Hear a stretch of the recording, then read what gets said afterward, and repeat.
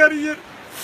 তখন গিয়াস ভাই আর ওই ছিল গিয়াস ভাই ধরছে গিয়াস ভাই করছে তোরা চিন্তা করতে আমি আছি এখানে তোরা কোনো চিন্তা করিস না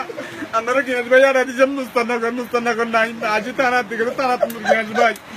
এখানে দেখিয়েছে নাই আমাদের পাশে গিয়াস ভাই যারা আর কেউ নজরে বুঝিনি